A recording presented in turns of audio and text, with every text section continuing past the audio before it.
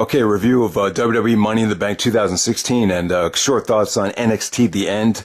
Just an incredible night for sports fans. You had Game 7 of the NBA Finals, and then on top of that, you had Money in the Bank, which was a good, really good WWE pay-per-view. I would say this, that Money in the Bank is a very safe pay-per-view. It's a safe way to get people buzzing about the product. Obviously, the ladder match is always going to be fun, and then you had the the cash-in, which always gets people talking, and then on top of that, you had the two dream matches. So it was a safe bet for the WWE to put on a good pay-per-view.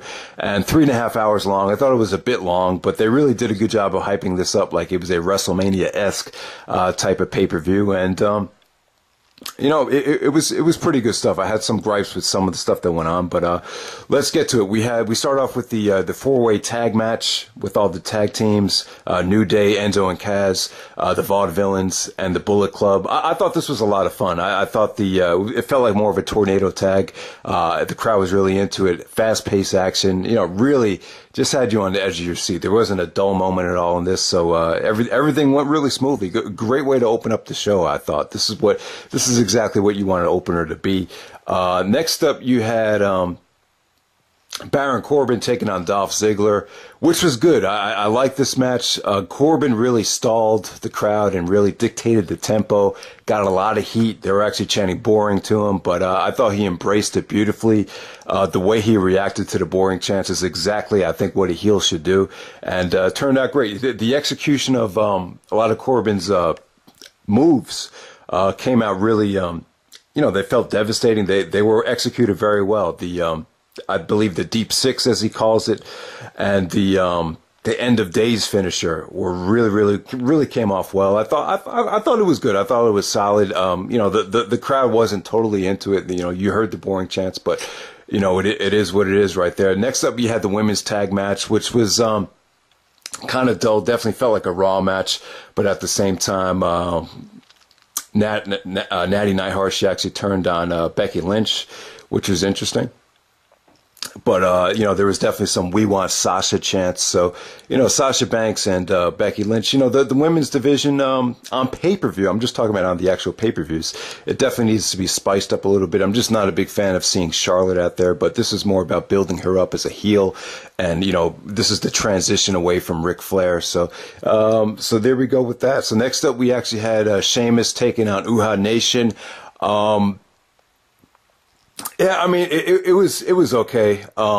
Big thing about this was Sheamus actually hit the last rites off the top rope, and surprisingly, Apollo Crews kicked out, and Sheamus was complaining, and then Crews got the upset roll up to put Sheamus away. So it's funny, Sheamus was champion 8 months ago, and now he's doing jobs on pay-per-view to the mid card. So it shows you how fast you could fall down the card. So there we go with that. Next up, you had the dream match. AJ Styles versus John Cena. And the positives and negatives. I would say this, the match was great. I really enjoyed it. The crowd was incredible. This had a Money in the Bank 2011 CM Punk Cena type of feel. If you want to compare it to Cena and The Rock for the first time, it definitely had that kind of electricity. The thing that kind of hurt the match for me, and I was listening to it with my Beats by Dre headphones, so I don't know if the audio just felt really good with those headphones. I don't know if anyone else could hear it, but you could hear Cena over it. Maybe it's because he just doesn't know AJ that well. It seemed like he was telling AJ to slow down in the beginning, take your time. And I just felt like Cena was doing way too much talking, and it got so bad at one point that the cameras actually had they were going away from Cena because he was mouthing off too much in the match to AJ. I understand it. These two guys have never worked together. You have the face of TNA versus the face of WWE for the first time. They don't know each other that well, so you would expect some communication issues or some chemistry issues for the first time. But on the bright side, I thought still thought they pulled off some nice sequences here. There's the AJ's counter into the calf crusher. I thought that was incredible. There were some beautiful counters to the attitude adjustment. Just overall, it was a nice roller coaster of a match. AJ Styles goes over, which is a good sign. Usually every time Cena comes back, Cena's had a reputation of coming back a little bit rusty. I don't think he looked great, but I wouldn't say he looked that rusty. When Cena came back at Survivor Series 2008 against Jericho to win the title, I thought there was severe rust there. That really wasn't the case here. I thought, AJ going over, the referee bump was kind of goofy. Bullet Club did come down, but you would expect it though. It's kind of, you just take it any way you could get it. AJ definitely had to win this match. He would have lost 4 consecutive pay-per-view matches in a row, so I think AJ needed to win more than Cena. They're definitely going to have a rematch at SummerSlam. The fear here is you just don't want to happen here what happened with Kevin Owens last summer, where Owens wins the first match and then Cena pretty much dominates the rest of the feud. But we'll see how they book it. Like I said, guys, I thought the Cena's constant talking to AJ during the match really took away from it, because this is supposed to be a heated situation. These two guys are supposed to hate each other. AJ went after Cena like a shark. He attacked him he attacked him brutally, when he turned heel on him. So I don't know. It definitely took away from the match for me. Let me know if you guys could really hear a lot of the Cena stuff, because if you listen to it on the headphones, I bet you could basically hear everything. And it was really distracting. They got to clean that up the next time these two guys work together. Next up, we had the Money in the Bank ladder match.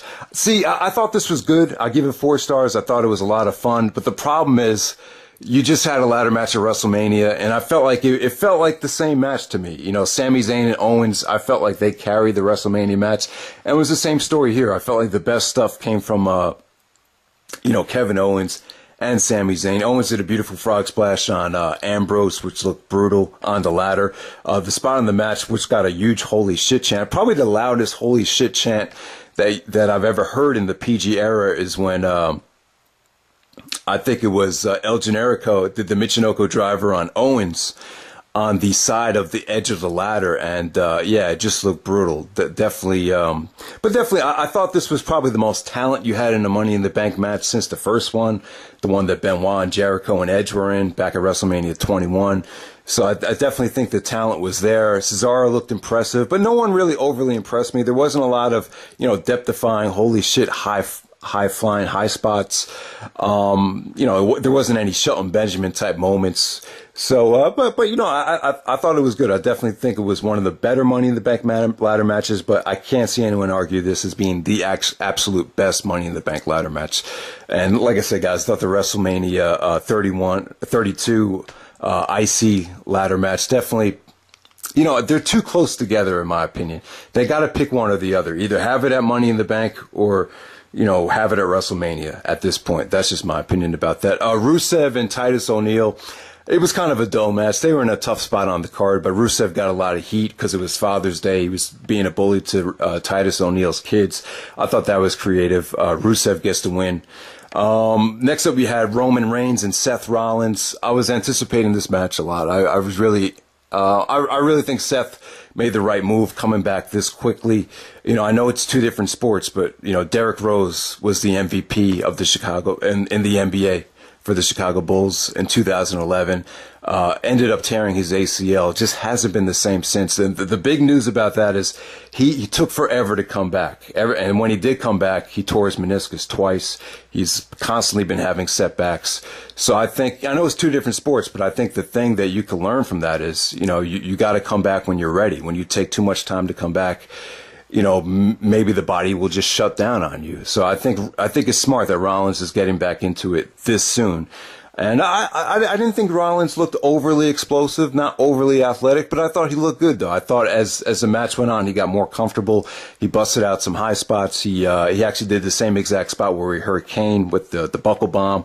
But I thought he looked good. I like the story they were telling with Roman dominating the match at first. He kept asking, Rollins, "You sure you're ready? Are you sure you're ready?" I thought that was a refreshing, interesting, story.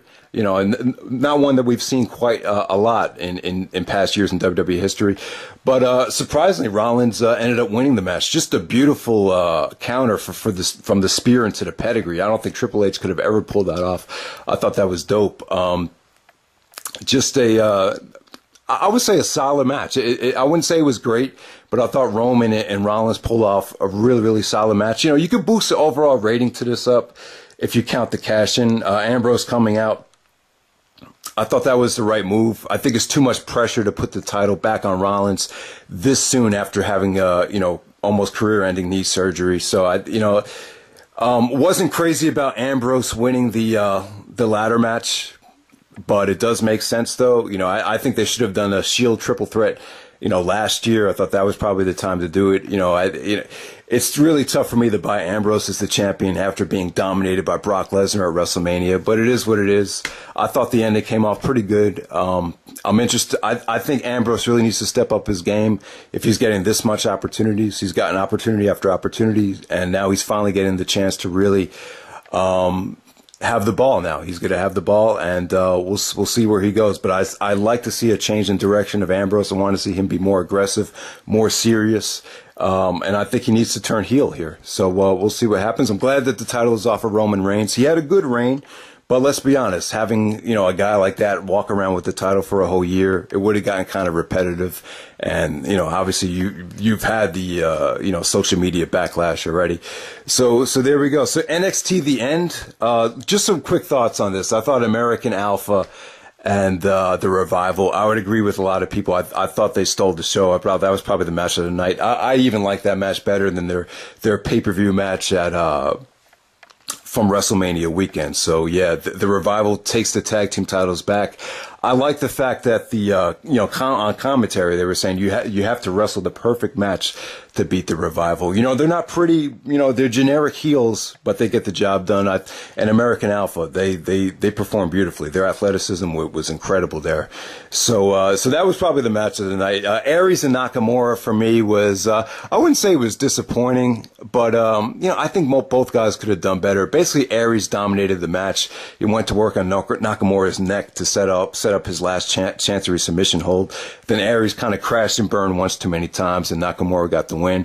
But the energy in the crowd was incredible. Nakamura's theme is awesome, and Nakamura is being treated like a legend in NXT. So it's NXT is funny to me because you got Roman Reigns walking around with the championship and not even 30 years old, but then in NXT you got guys that are pretty much certified legends on the indies that are pushing 40 years old, like Nakamura, Aries, and Joe, and even Baylor. All these guys are in their 30s, and they're still in NXT. But I don't know. But NXT is a great product, though. So it depends on how you look at it. I just think it's kind of a weird situation.